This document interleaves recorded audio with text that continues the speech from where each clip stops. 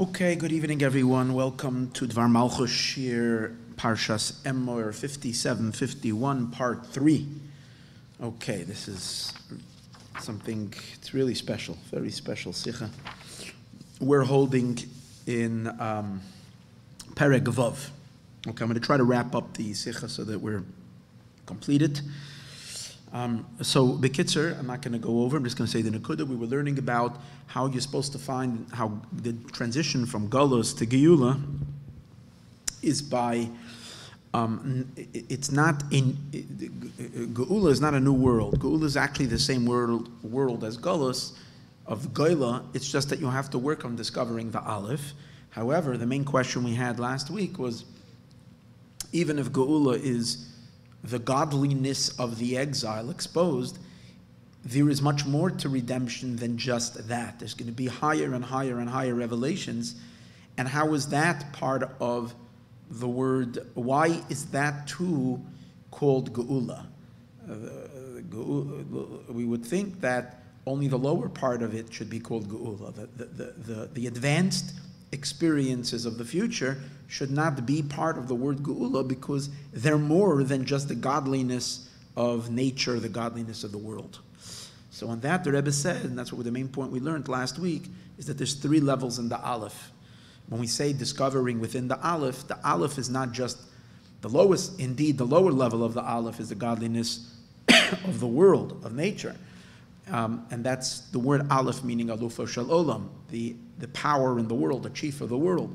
But there's a higher level of Aleph, where that level of Aleph comes from the word Upana. Upana means a teaching. And that is that God, from beyond creation, the transcendental godliness, teaches the world. And then finally, beyond that,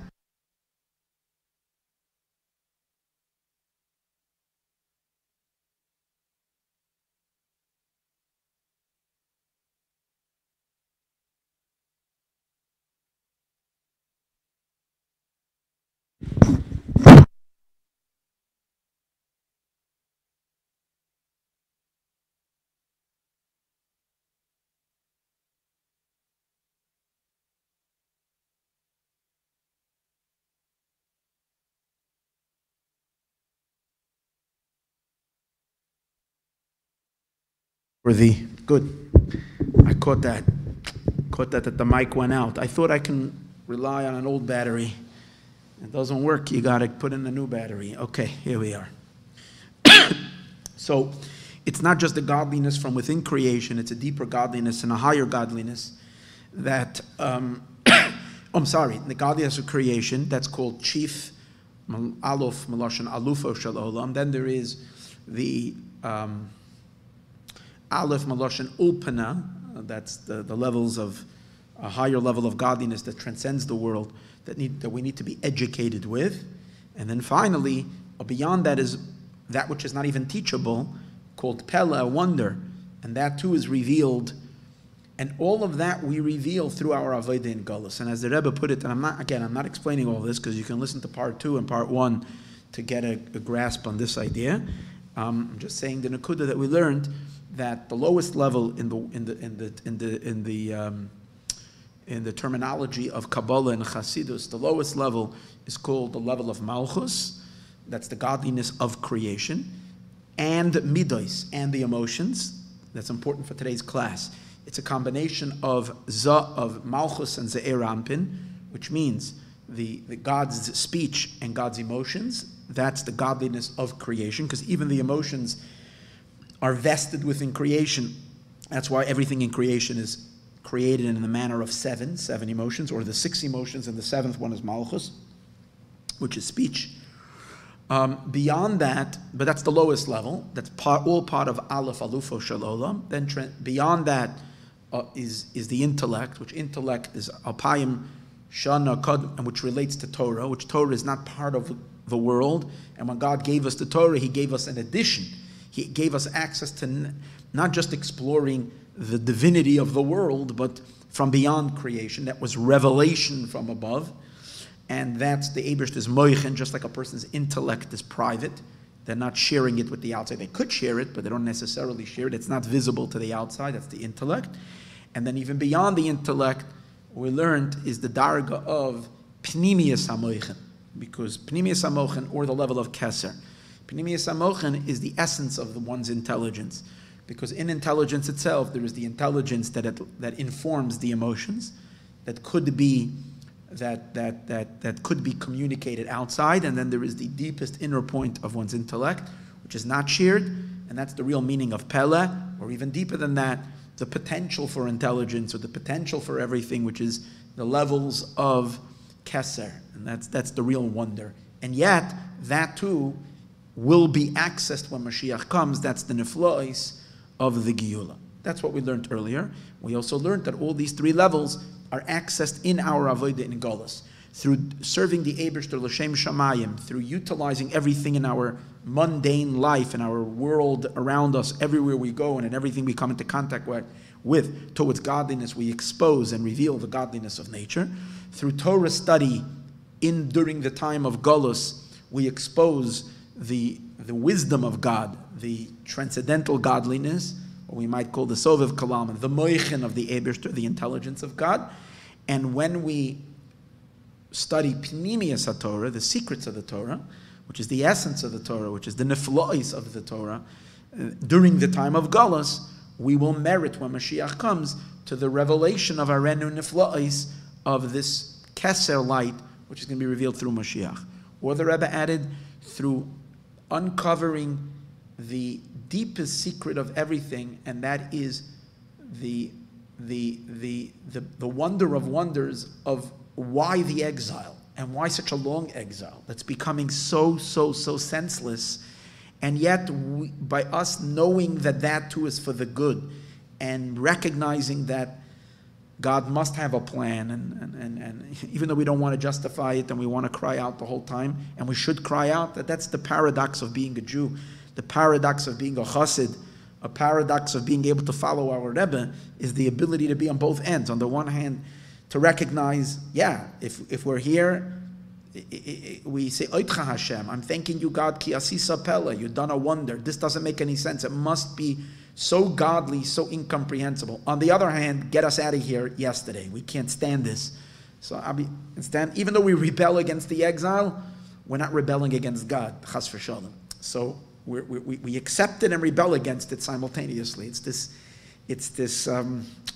a dichotomy. Well, that's part of it. And by recognizing that and revealing that, we're revealing the deepest element in the Aleph is the Pele. The biggest Pele is in other words, God's hiding in this exile and keeping it for such a long time is really coming from the essence of Hashem. It's coming from levels that are not incomprehensible, and by us recognizing that itself is the giloi of the Pele element of the Aleph, of the essence of the Aleph in the exile, in the Goyla, and through that we merit the revelation of these neflois. That's what we learned last week. Now we continue. So now the Rebbe says an amazing thing. He says, because all these things are part of the Geula, that's the Geula, that's the redemption. So now we have to connect. We have to say that the one who's going to drive the Geula, and that is Mashiach Tzidkenu, he himself has to have these three powers inside of him. Because he has to connect to these three levels of divinity, of God's power, and it has to be manifest in him in order for him to be able to bring the Geula. What does that mean? That in Mashiach Tzidkenu, there has to be the idea of a lower Aleph, which is the power of God's Malchus. Then in Mashiach too, there has to be the transcendental aspects of the future redemption, which is Chachma, and in Chachma, the higher levels of Chachma, not just the external aspect of Chachma, which means Chachma as it is Shayach, as it has a relationship to the Midos, and eventually down to Malchus, but Chachma be'etzem, the wisdom, the essential wisdom, and the quintessential wisdom, all the way up to the levels of Keser. And that has to be present in a very powerful way in Mashiach's neshama, and that's how he can be the one who leads us into the Geula, where we discover the three Alephs. So where do we see that in Mashiach? So he says an interesting thing, that when Rambam, many places, not in Hilchos Malachim, not in the Laws of Kings, but in many other places, in Pirush HaMishnah, and in Geras HaTeiman. And in some of those places, when Rambam refers to Melech HaMashiach, he says that Mashiach is going to be Mizera David or Mizera Shlomo. Shloima. He's going to be from the children of David HaMelech and from the children of Shlomo HaMelech. He will be a grandson of King David and of King Solomon. So the question is, what's the emphasis? Let me tell you where he says that. He says that, 85, he brings over here, in 84. This is in Pirush HaMishnah to Sanhedrin, Sefer HaMitzvah Shaloi, that's already, and he says these words, Ein Melech, there is no other king for the Jewish people, L'misha Maimin b'Torah Moshe Rabbeinu, to those who believe in the Torah of Moshe, Ela Mizera David, only from the descendants of David, Umizera Shlomo Dafka from the descendants of Shlomo.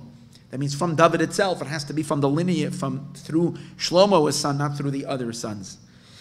But there, in Sefer HaMitzvahs, he's not talking particularly about Mashiach. But in Pirush HaMishnayos, he's saying about Shlomo, he's talking about Mashiach, he says we will get a king who is a descendant from David and from Shlomo. And in Geras HaTeiman, which is a letter that he wrote to the Yemenite Jews, Perek Gimel, he says, Efshar, it's not possible that we will not have a king who will be from the descendants of Shlomo HaMelech. So he emphasizes Shlomo. So the question is, we know Mashiach is Ben David. Now he has to be a descendant of David because kingship was given to David. Once it was given to David, it remains in that family. Like Rambam says elsewhere, David. Once David HaMelech was anointed, Zacha, he was Zeicha Loi Ulabanav to him and his children ad olam forever. If you see in Tehillim, Perek Peites and Tehillim, it's Karati Bris Lebchiri. Hashem made a covenant with him, and Hashem said this will never be taken away from you. That's the difference between David HaMelech and Shaul HaMelech. Shaul HaMelech was Nimshach. He was anointed. The Gemara says bepach, with a jug, and therefore he's loy nimshach Malchus. So his Malchus is not forever. It was just for 1 or 2 generations. His son Ishbosheth was a king, followed him for a short period of time. But David HaMelech shenimshach bekeren, he was anointed with a keren, with a horn, and therefore his Malchus, which represents the idea that Chassidus explains, it's drawn from the very essence of God. Keren again means the horn, which means a horn is on top of it, from Keser, where there is no changes, where over there everything is permanent. So it has to be permanent for all generations. So therefore, there can't be anybody that has true royal powers that's not coming from King David. I'm talking about from a Jewish king. And that's why all the temporary kings that are kings during the time of exile, which are kings from other Gentile nations, they're not carrying in truth God's kingship. There's a little crumb of Hashem's royalty and kingship that is vested in their souls, and that's why they have that certain aura, that's kingliness. Like we make a bracha when we see a king. We say that you've given from your glory to others, but it's not lasting, it's not permanent, it's not really become their DNA that it should last for them forever. Like we see today, that all monarchy, in a real way, has kind of disintegrated. It's not here in the world anymore. It all came to an end. We're waiting for the true king to rise, and that's Mashiach. But Mashiach has to be from David. Why does he have to be from David? Because David has that gene. King, just like a Kohen has to come from Aaron HaKohen. You can't make yourself a Kohen. No matter how much righteousness, no matter how much good you do, you can never become a Kohen. You can't become a king unless you have it in your bloodline. So you need king. It has to come from David. But why does the Rambam emphasize Shlomo? Why is that important? That even if we're going to say technically Mashiach is going to be a grandson of Shlomo, but why is that essential? Meaning if we're saying that he's a descendant from David and Shlomo, he can't be any other way, is a sign that Shlomo was contributing something essential. His ingredient is he's putting something into this pot in order to be able to create Mashiach. What is Shlomo's innovation? What is he giving into Mashiach Tzedkenu? Essential that he is contributing, that Mashiach has from Shlomo and not from King David. You can't say kingship, because kingship he has already from David. So the Rebbe says, you know what it is? In Shlomo Melech, when he was king, he possessed something in his kingship that David HaMelech didn't have. And that David HaMelech reigned, and he was a powerful ruler, but he didn't merit peace. In his world, during the reign or during the time of David HaMelech, there was lacking peace in the land, in the world. It means King David ruled with an iron fist. He had to go out and engage in war. He subdued his enemies. They fell before him. He was a powerful monarch, a powerful ruler, but it didn't last. I'm sorry, it didn't. He didn't have. There was conflict. There was opposition to his kingship. He overpowered it, but there was still opposition. So, as that reflects in Mashiach, it would reflect a powerful ruler that will win all battles. But there is battles. Shlomo HaMelech's reign was one of peace and tranquility, and that's what's hinted to in his name. Shlomo, because Shalom Yeh B'yamav, there will be peace in his time. And that peace was actually a little bit, or foreshadow, if we can say, or foretaste of the peace that's going to be in the world when Mashiach comes. This week's parasha, Parashat Bechukoisai, which says, "V'nesati shalom ba'aretz." I'm going to give peace in the land. That tranquility and that peace, with no opposition at all, was only in Shlomo. Mashiach's kingdom is going to have superpower that he's getting from David, but he's also going to have the quality of peace. Okay, so now the Rebbe, however, says that quality of peace that Shlomo HaMelech is going to have, the Rebbe wants to pin it. It's an interesting idea. He wants to attribute it to the Chachmas Shlomo. What made Shlomo HaMelech very unique was that Shlomo HaMelech was the wisest of all men. And it's due to that power of Chachma, of wisdom, that's what gave Shlomo HaMelech's kingdom an edge over David HaMelech's. The added peace that he had in his land was related to his added wisdom. He became, his fame that went out over the whole world is that he's the wisest. Everybody was stunned by his wisdom. And that's why everybody laid down their weapons. No one would dare oppose him because they were so taken. They were so moved and impressed by Shlomo HaMelech's incredible wisdom, which in David HaMelech was not seen. The Rebbe questions on the bottom. It seems so in Derech Mitzvah the Tzemach Tzedek says something opposite. I'm not going to go into it now. I'm just making note of that ha'ara. But in the Navi itself, it says Vayechka mikol adam. He was wiser than everybody. And the Rebbe says that wisdom is Chachma sheba Malchus, is actually what empowered his kingdom and made him and brought him the added peace that David HaMelech didn't have. And so that's related to what we're talking about earlier. We're saying that in the days of Mashiach, there is going to be the revelation of God's Malchus in the world. Remember, that's the lowest level, Aleph, Alufa Shel Olam, which is the power of God's kingship. But in addition to that, we're going to access wisdom, Ulfana, Chachma. What does the Aleph mean? Aleph Chachma, Aleph Bina. I will teach you Chachma, I will teach you Bina. And Shlomo HaMelech received not only the power of being a chief over the world, which is the power of Malchus, but he opened up the Aleph to the higher level of Aleph. He achieved Alephcha, Chachma, wisdom. And it was that wisdom, the deeper element in the Aleph, and that's what we're talking about over here, that empowered his Malchus. So therefore, let's see it already, Shlomo HaMelech's kingship, is already closer to the kingship that's going to be in the days of Mashiach. Because in the days of Mashiach, there's going to be triple levels, dimensions of Aleph. Triple manifestations of Aleph. Aleph in 3 dimensions. Shlomo HaMelech merited Aleph in 2 dimensions to be revealed. The Aleph of Chachma and Bina was also revealed in his kingdom. Now, and he adds something really, really special. What did we say? Where are we uncovering this Aleph? We're uncovering this Aleph in the Gola. It's not just that there is an added Aleph, an added revelation of wisdom that's going to come after Mashiach comes. We were saying that this is all part of the Aleph that's discovered in the word Gola, which means exile. We discover the Aleph. You saw that by Shlomo also. Because by Shlomo HaMelech, when the Torah describes, when the Navi describes his wisdom, it says, Vatara of Chachma Shlomo, that the wisdom of Shlomo increased, Mikol Chachmas Mitzrayim, more than all the wisdom of Egypt, of ancient Egypt. And the deeper meaning Chassidus explains is that it's not just a comparison, that his wisdom was greater than their wisdom. What it's saying is that his wisdom grew from the extraction of the sparks of holiness that were in the wisdom of Mitzrayim. In other words, from the wisdom of Mitzrayim. In other words, he took secular knowledge, and from secular knowledge itself, he increased his wisdom. In other words, he was able to access the divine sparks that was stuck, because everything has to have a spark of divinity in it.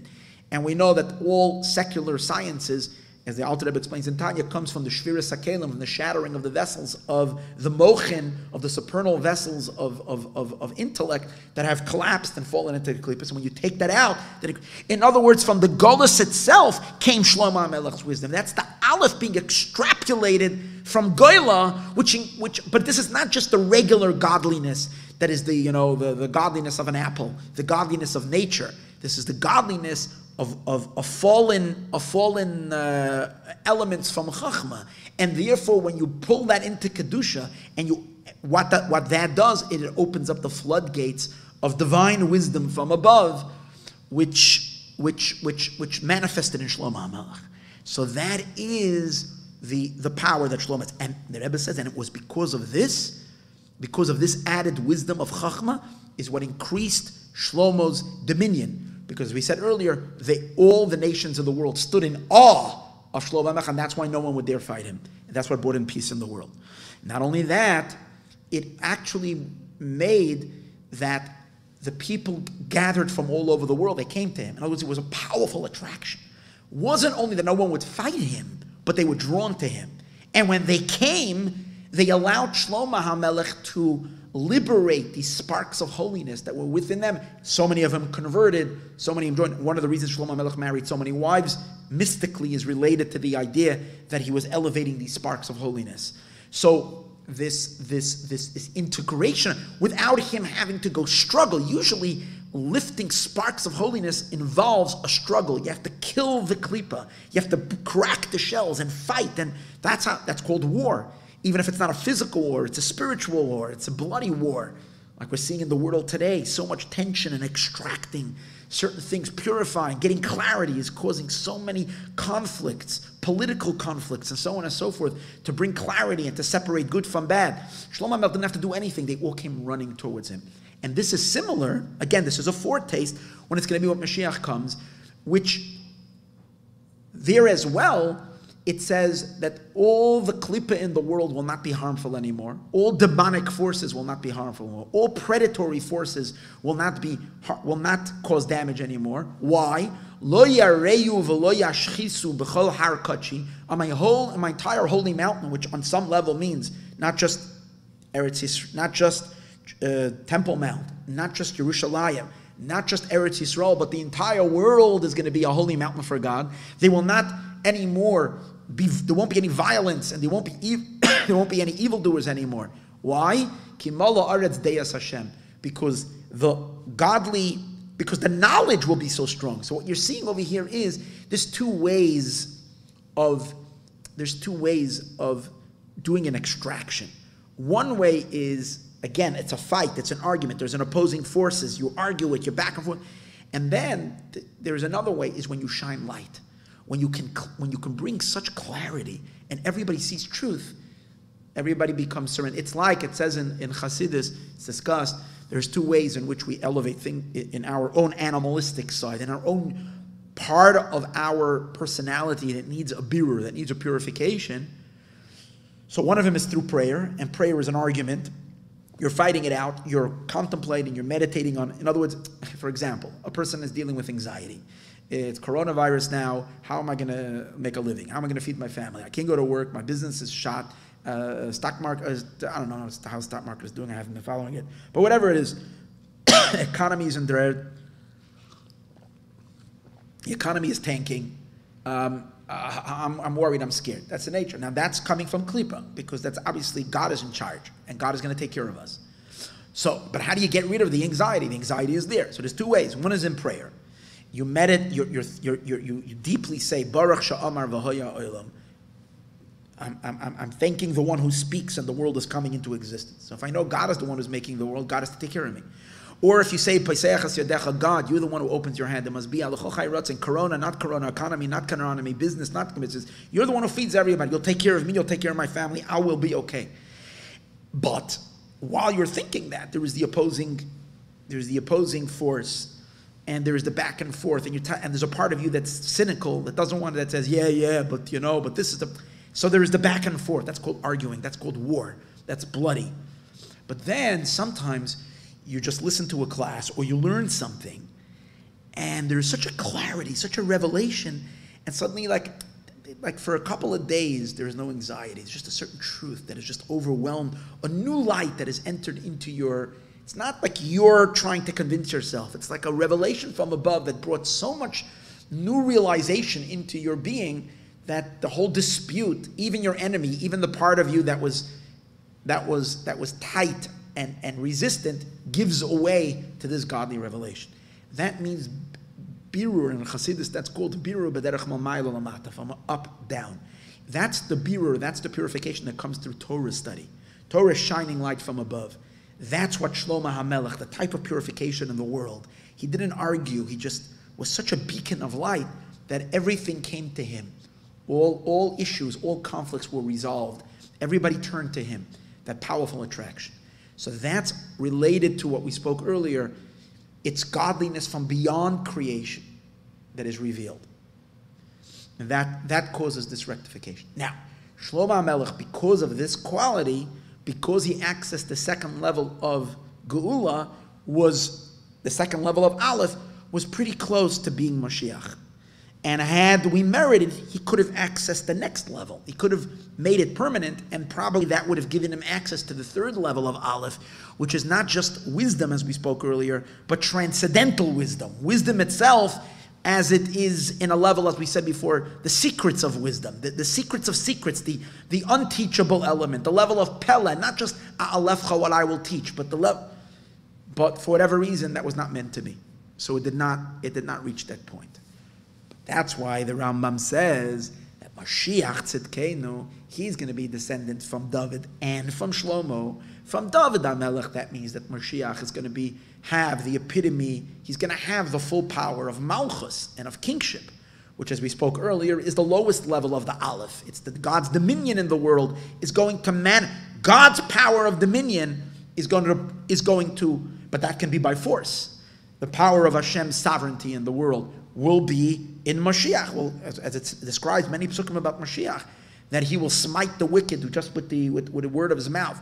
But the fact that he has to smite the wicked means that there's some kind of a wicked opposition. But he will dominate. That's the power from King David. Mashiach Tzidkenu is going to have within him also Shlomo's power. And that's why he's going to have the epitome of peace as well.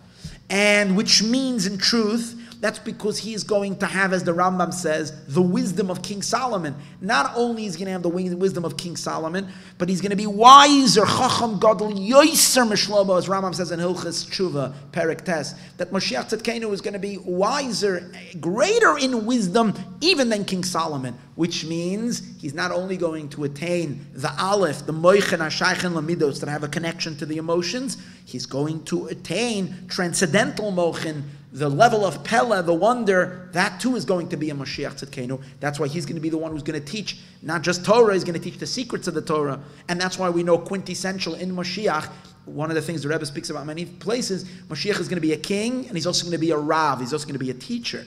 Teacher represents the concept of Torah. Mashiach represents the power, Melech represents Malchus. It's the combination. The Rebbe even wants to add in one of the Ha'aris, that could be the reason why we say we want to merit Geula Amitis V'Hashlema, the true Geula and the complete redemption. Truth is relating to the idea that he's the power of Malchus to the fullest.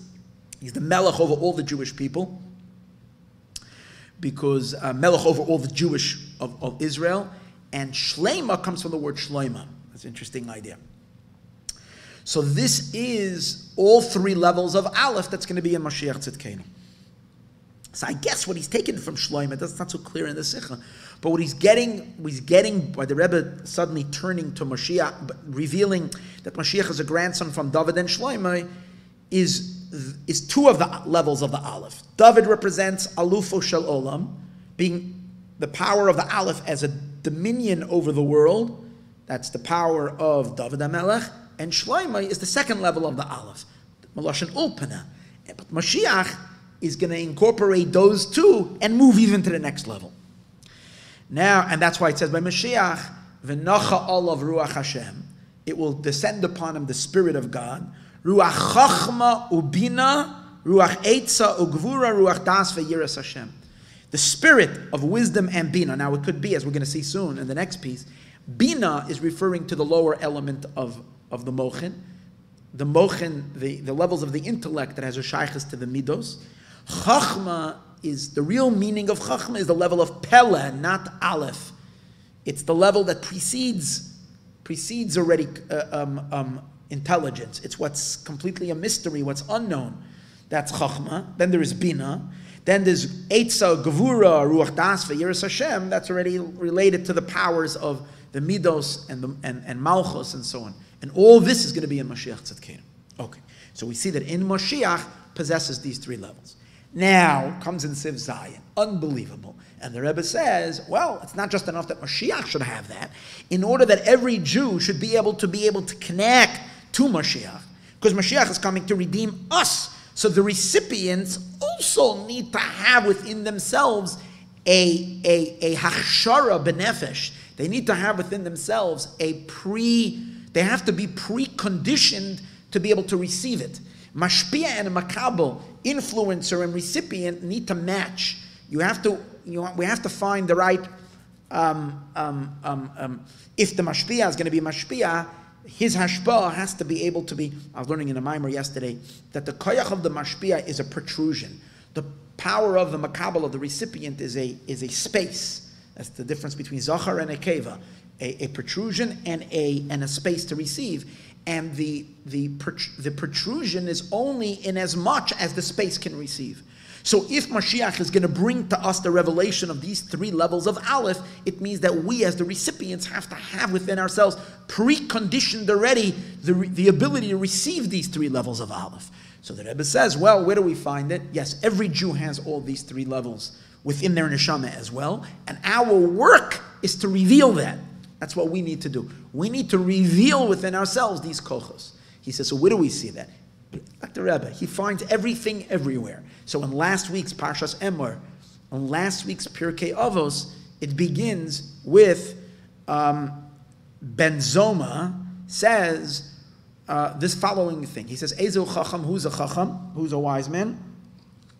Someone who learns from everybody. Ezehu Gibar, who's a Gibar, a mighty person, a strong person. That's someone who someone who conquers his evil inclination. Ezu Asher, who's a wealthy person. That's not someone with billions of dollars or even millions of dollars, or the opposite, millions of dollars or billions of dollars. A Asher is only someone who is happy with his lot. He's a Mechubad, who's called someone who is an honored person, an honorable person, someone who honors others. Okay, these are the four things mentioned in the Mishnah. So the Rebbe says, according to Kabbalah, it says that these four things that the Mishnah is discussing correspond to the four worlds and the four letters of God's name, Yud Kei Vav Kei, which correspond to the four levels of the Sfiros. Kavod is related to Malchus. Kvoid Malchuscha, the glory of your kingship. So going from the end of the Mishnah, we're going to work our way from the end of the Mishnah backwards. So Kavod is Ezehu Mechubad, who is referring to the power of Malchus. Then above that, Ezehu Ashir. In Kabbalah, in many places it explains, in many Mamorim of Chassidus, that Tiferes, the attribute of Tiferes, which is the center of all the Midos, is called the wealthy one. Yisod is called the poor one. Tiferes and Yisod are one on top of the other. Tiferes it says it, I'll tell you where it's discussed, this Inyan. When it says by Machtas HaShechel, Ha'asher lo yarbe, that the wealthy one should not increase, Va'adal lo yamet, and the poor one should not diminish, so the Yisod is called poor, and Tiferes is called rich. So you see that and Tiferes is the root of all, it's the center, so it's Chesed on the right side, Gevura on the left side, and then Netzachod Yisod are all plugged into it. Tiferes, in terms of the physiological build of the person, it represents the torso, which you have all the elements, the right arm, left arm, and the two legs, and everything else is all plugged into the main part of the person. And that's the reason why Tiferes Ashirus is referring to the general emotional strata of the human being. So that's the second part of the Mishnah. The Vav of God's name. The lower Hey is Malchus, the Vav. And then Ezeh Gibor is referring to Bina. It's called Gibor because we know that Bina, Gevura, Hod are all on the left side. And the Shoresh of Gevura is in Bina. So Ezeh Gibor is referring to Bina. Ezeh Chacham is referring to Chachma. So that's the upper Hey and the Yud. 4 worlds, Asiya, Yetzira, Bria, and Atzilus. Chachma, Bina. Okay. Now,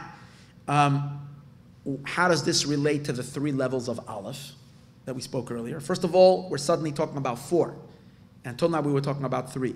But really, remember, we said, going back earlier in the Sikha, when we spoke about Alufo Shel Olam, the power of the world, God as the power of the world, the lowest level, the godliness of creation, we said it includes 2 dimensions. It includes Malchus and the Midos.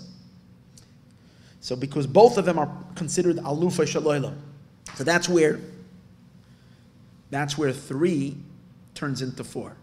3 turns into 4 because you have the Alufo Shel Olam includes 2 levels, Malchus and Midos, and then Mochen, remember we said, the Mochen that have a relationship to them, they're above the Midos, and that's the idea of Alefcha, I will teach you, that's the lower level of the Mochen that has a connection to the Midos, which primarily between Chachma and Bina, it's primarily Bina that has more of a connection to just like the mother has more of a connection to her children, and then Chachma is more Pele, Neflaos, it's a wonder, it's still beyond understanding, and so forth. So Chacham is the highest level of the Aleph. Gibor is the second level of the Aleph, because that's Bina. Ashir and Malchus is the lowest level of the Aleph. Now, every Jew has this. That's why it says at the Pirkei Avos about every single person. It's only your work to uncover it in yourself, to reveal it within yourself, but you have it essentially. And why does every Jew have it? Because every Jew is a chelek lekay mimal mamish. Every Jew is a little piece of God from above. So since you have, and when we say a piece of God, we're a part of chelki havaya umra nafshi. Chelek havaya, what's the pasuk? Yaakov kechelek Hashem amo. We're all part of Yud Kei Vav Kei. So we have it in our DNA, the Yud Kei Vav Kei, these 4 levels. And so that's there in every Yid. And our avodah needs to be to reveal these inyanim, and that's how the Mishnah is teaching you how you will reveal these 4 dargas in your neshama. And when you will reveal it, then we all become a kisei, we become a throne to allow for God's Malchus, for the Aleph to be revealed through us. The Eibishter's Malchus becomes revealed through us into the world. The Eibishter's Malchus becomes funneled through Mashiach Tzidkenu. And as we said before, Mashiach includes within himself these 3 levels of Malchus, and that gets from David HaMelech, from Shlomo, in which he's receiving the higher level of Aleph, Chachma Shlomo, the wisdom of Shlomo, and even Neflaos, which is higher, and that's the ultimate wisdom of Mashiach, Ruach Chachma, the power of Chachma, that's Mashiach. Mashiach captures, as a result of that, the complete, facilitates within himself the 3 levels of the Eibishter. Now, if we get, it's like we just have to get the picture. To get the picture means that there is a one big structure. God wants to manifest on 3 levels into the world. So the Eibishter manifests and funnels through Mashiach Tzidkenu. He is the kisei, like it says by Shlomo HaMelech, Vayeshev Shlomo al kisei Hashem. Shlomo HaMelech is facilitating. Shlomo HaMelech and Shlomo HaMelech is facilitating not only the Eibishter's Malchus in his neshama, but the Shlomo HaMelech is facilitating God's wisdom, and Mashiach is facilitating even more the level of Keser Malchus, and that's all being revealed. But we, as the Jewish people, need to be the funnelers who funnel that into the entire world. So we need to have that as well. We become a kisei, and a kisei, a chair for the Melech, for Melech HaMashiach, is a throne has to have 4 legs. And again, we're really receiving the 3 levels, but as we said before, the lowest level includes the Vav K. It's Yud K, and then the lowest level is Vav and Hey together, and that's why it turns into 4. It can also be because Mitzad Mashpia, it's really only 3, as we always know that the Rebbe doesn't say it here in the Maimer at least, but in many other places it's discussed that that Mashpiyim is always in the level of 3, but when it comes to the recipient, it finally gets received. There's Dalet. Gimel Dalet, Gimel Dalim. Gimel is the Mashpia, Dalet is the recipient. We find that Pesach by night we have 3 matzahs, which represents Hashpah influence, and 4 cups. A cup is a recipient. We also have Avram, Yitzchak, and Yaakov. Father is Mashpia, is only 3. Mothers, we have 4. Sarah, Rivka, Rachel, and Leah. So as it translates to we become the seat for all of this to come through us and through us into the world. We have to activate within ourselves all these 4 levels, and we're able to do that, the Rebbe says. Why? We have it in us. Because it says the level of Malchus, the lowest level, we can facilitate in perfection, because Kol Yisroel b'nei Malachim, all Jewish people are called princes. That's what the Gemara says. Kol Yisroel b'nei Malachim, all princes. So we have the royalty within us. Even higher than that, Yidden are Malachim itself. How does a Jew become a king? So the Rebbe says because when Pirkei Avos, Ezehu mechubad, who's a mechubad, when a Yid is able to mechubad comes from the word receiving kavod. Mechubad means you are honored because you're receiving from God's kavod.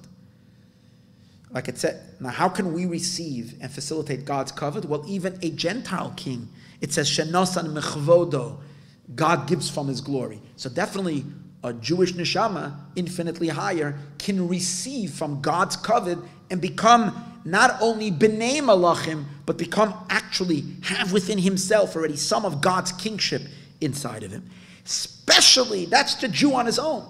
Especially if the Jew is also learning Torah, and in that we have the quality of Torah, which is man malkei rabbanon.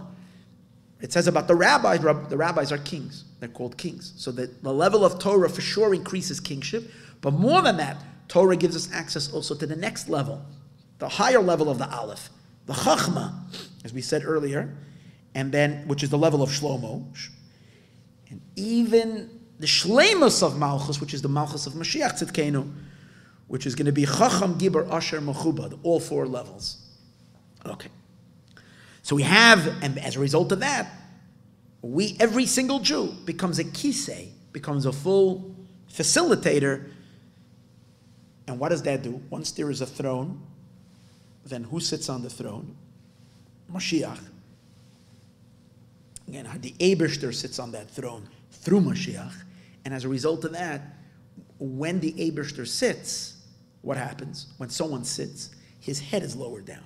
That means that we don't only get a connection to God, we get a connection to God's head, because the head is lowered. But another thing happens when a person sits down. His head is lowered, but his feet go up, especially when there's something called a footstool. You want to be comfortable.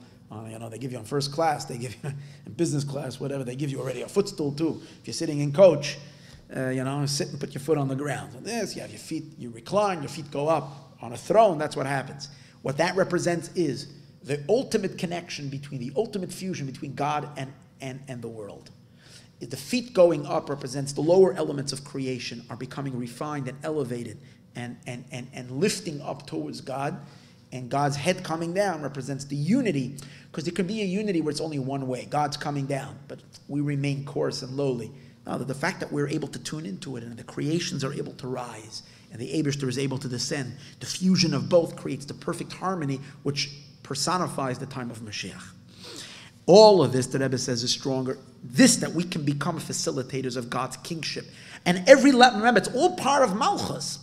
The external of it is Malchus. Inside of it is Chachma. And inside of it is Pnimius of Chachma. But it's all fallen through Malchus.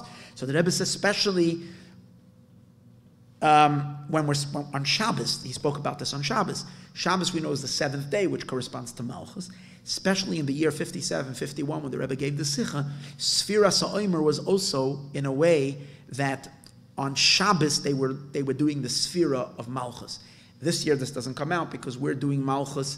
Actually, tonight is when we're doing Malchus. So the Malchus of every sphere is on Thursday. Depends on when the week started. But that year it was on. So the Rebbe goes through and lists all the levels of Malchus being revealed, Malchus Shebech Chesed, all. Okay, so that's that. Now he says, so what are we talking about? We're talking about full facilitation, the full ability to channel God into the world on all levels. Through our work in the world during Golus, we uncover the Aleph on 3 dimensions. And this is all discovered, what we have in Mashiach, and that's the 3 levels of Aleph. And it's all, and the Rebbe showed how we can do it through our Avodah in Golus. Then he said how Mashiach is the one that captures all of that. Then he showed that all of us have it in our neshama, and therefore we're hardwired to be able to receive that. We only have to do the Avodah to be able to uncover it. We become full facilitators. Of what? Of the Pele, of the highest of the high, down here in the lowest of the world, and the lowest of the low, which is the physical world. All of that becomes so much stronger and more accessible, he says, since we're holding just 3 days, I think, within 3 days after Lag BaOmer. And by us today, when we're learning it, we're also within the 3 days of Lag BaOmer. Just yesterday was Lag BaOmer. What's the Chiddush? Reb Shimon Bar Yochai is the one who revealed the secrets of the Torah. Now, all his life he revealed secrets, but the day of his passing, he revealed the secrets of the secrets. And as what we said earlier, that in the Torah, the highest level of Aleph is Pele. Pele is the unknowable, the Polois of Torah. Reb Shimon Bar Yochai revealed that on Lag BaOmer. So on Lag BaOmer, the highest peak of the Aleph is what's accessible, what's shining, what's. However, even more than that, not just did Reb Shimon Bar Yochai reveal it, but then later when they wrote it down, it was recorded. And it was later interpreted, as the Rebbe is going to explain soon. We're going to get to that. We're going to do this very quickly. But as it was in later generations, especially in the latter generations, it's now in a way that we can study these concepts and actually have a grasp on it. That's what Chassidus has done, especially Chassidus Chabad has done, is to give us the ability to be able to know the unknown, these deepest secrets that are not transmittable and yet to transmit it, to give it to us in our understanding. So that's the beginning of what does that mean? That means taking the Aleph from Pele and connecting it to the second level of Aleph, which is the Aleph of Ulfana. What's really a wonder, now it can be taught. And you're not losing any of that's the whole point. You're not forgoing on the wonder of it. You're not disconnecting from its transcendental simplicity and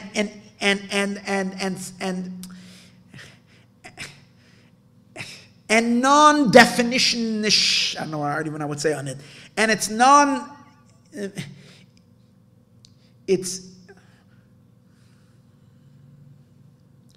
we're not in any way missing out on its potency, on its purity, on its,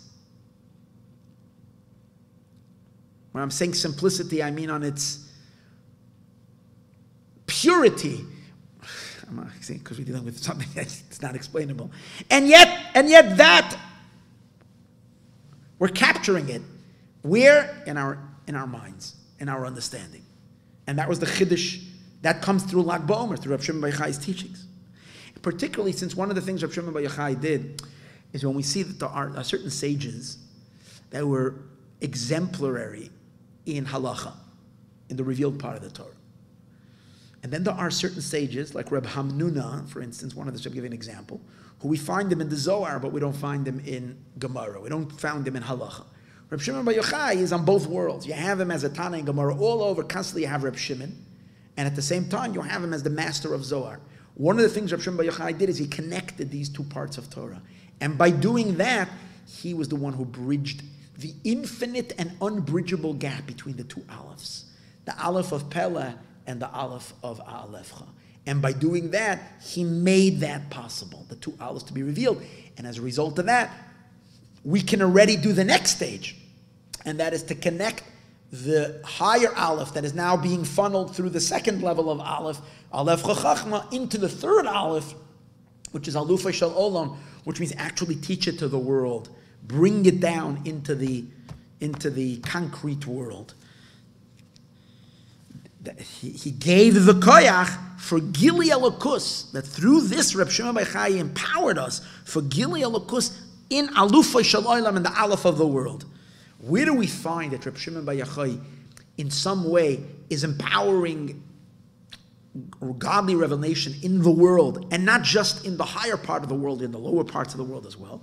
Well, Reb Shimon Bar Yochai is the one who teaches us that even when we go to exile, that means even when we're going very low, we're not going ourselves. Shechina Iman, the Shechina is with us. Now the Rebbe is doing something really gewaldig over here. Simple meaning is that has a little bit of, has a positive in the fact that God is with us, but it has a negative that the Shechina is trapped and in darkness and so on and so forth. But if you hear the Rebbe is learning, Shechina Iman means that we have the power to reveal Shechina, that God is present even Iman. We have the power to reveal divine in the lowest, in the most halamis v'hesterim, in the most olam, in the most concealed element, alufay shel olam, the power of God to be revealed. Within that, the deepest secrets, the aleph as it transcends all down into the world, and even more than that, Reb Shimon, to not just where the Jewish people are, but the entire world, because Galul Edem Shechinah, where the primary community of the Jewish people are. But it has to spread over the entire world. Again, a teaching of Reb Shimon Bar Yochai. Reb Shimon Bar Yochai says, Yochel ani liftor as kol ha'olam min adin. Reb Shimon Bar Yochai says, I can exempt the entire world from judgment. That means that the godliness, the lukus, should reach kol ha'olam kulo, the entire world. And this is all capturing the deepest pele and bringing it into the lowest part of the world. The three levels of the Aleph connecting to the lowest part of the Aleph. And the Rebbe says this can be also connected to the idea that Lag BaOmer is, which day is Lag BaOmer?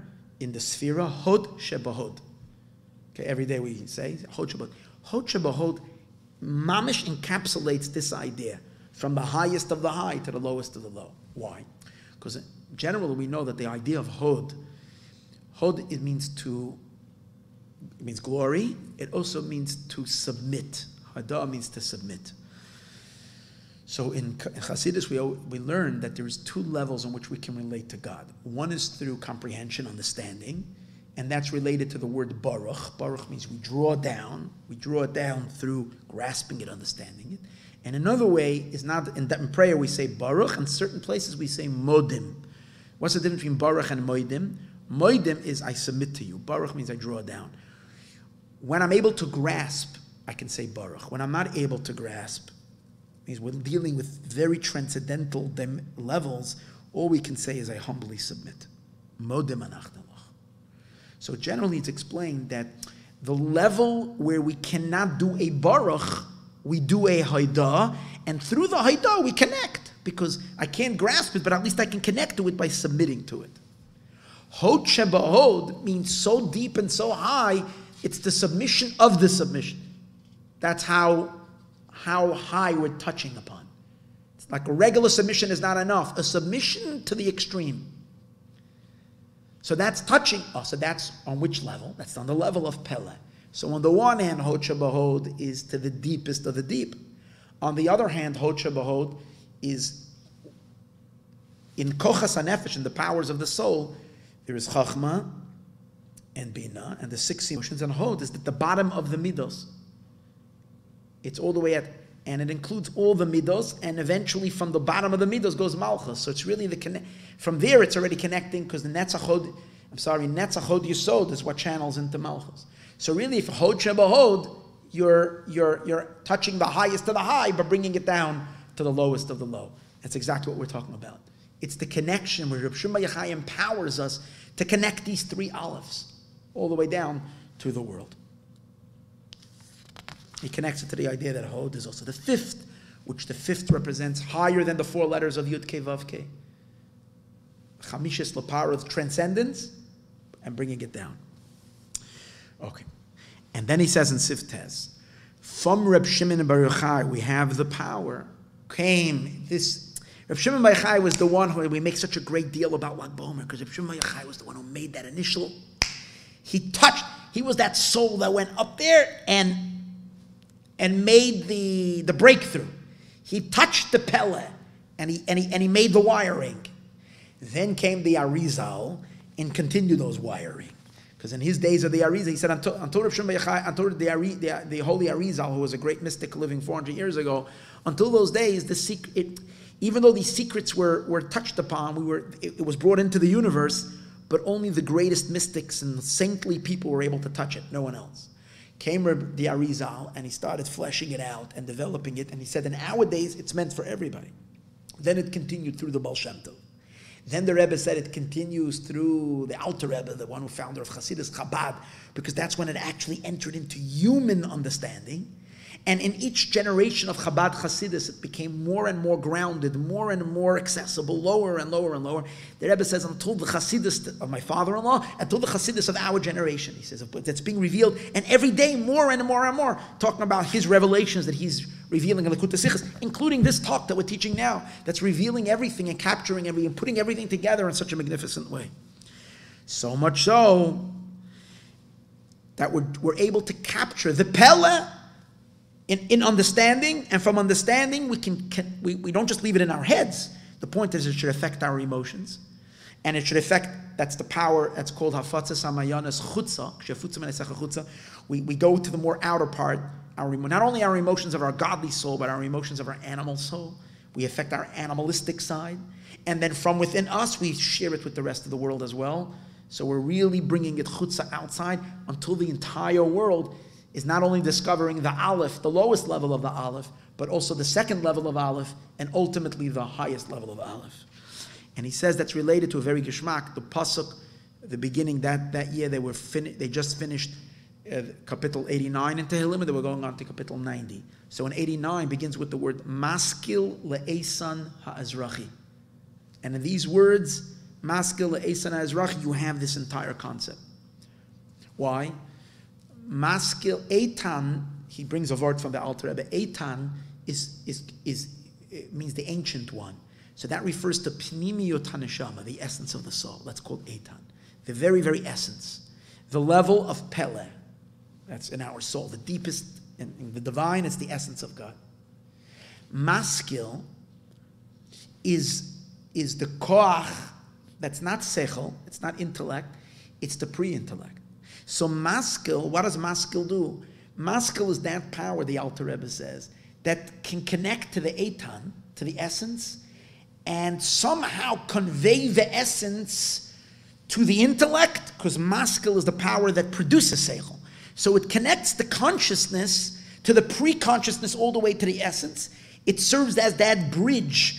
It's like, because we know where seichel comes from, it comes from like an unknown place. The maskil is the shatchen. The maskil is the one that conveys from the unknowable essence and flashes it out to the intellect. So the intellect can like have a flash from that unknowable place. And then once the intellect grabs it, it can do what? Ha'ezrachi. It can shine that divinity, that unknowable divine essence down into the rest of the nefesh, to all the powers of the soul, all the way into thought, speech, and action, all the way into the concrete element of the world.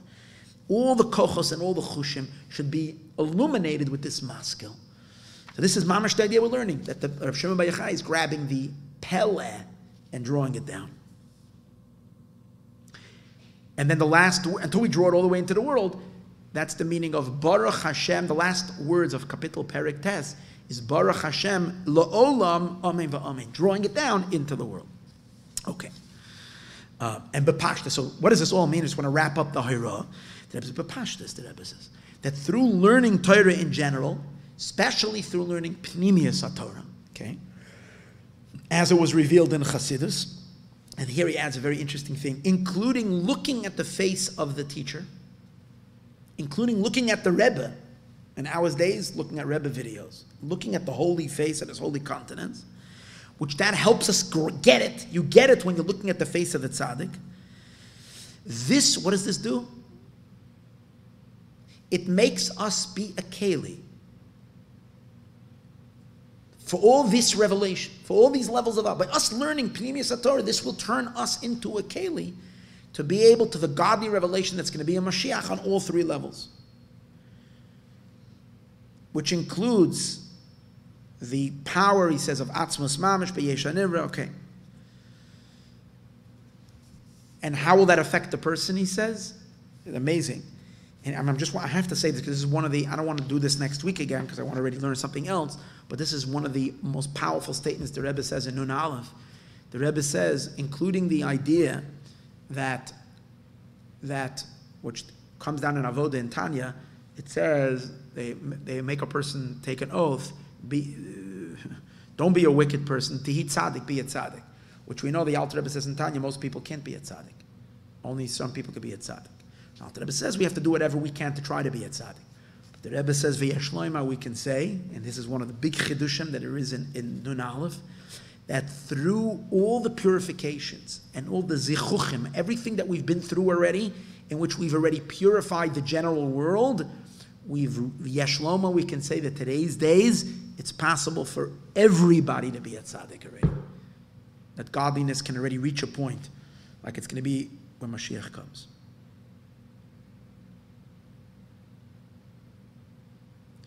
And all of this is going to make the rest of the world into a keli. In other words, the main thing is that the gashmiistic world is a keli for this greatest godliness. The hayra mizeh, the bepashtis, the Rebbe says, what's the hayra? The hayra is that in addition to this, that we should all work in the world to reveal godliness in the world, we should increase in learning Torah and in Pnimius HaTorah and to influence others doing the same. And all of this will reveal the Aleph on 3 dimensions, and this will allow Mashiach to come. And the Rebbe says an interesting statement in the end. He says that the Geula should come immediately, even before we've had a chance to change our clothing. And the changing of the clothing, which means to being perfect, is going to happen after the Geula. Like regarding Tchias HaMesim, in which it says that those that are going to be resurrected are first going to be resurrected with their garments that they were buried in, with their, what do they call it, the tachruchim, and then they're going to change into normal clothing. And says, Mashiach can come. We're not so perfect. We'll change quickly. We'll get rid of the schmutz, but this should all happen quickly. May we merit that all this takes place. Now, Be'ez Hashem, join us next week.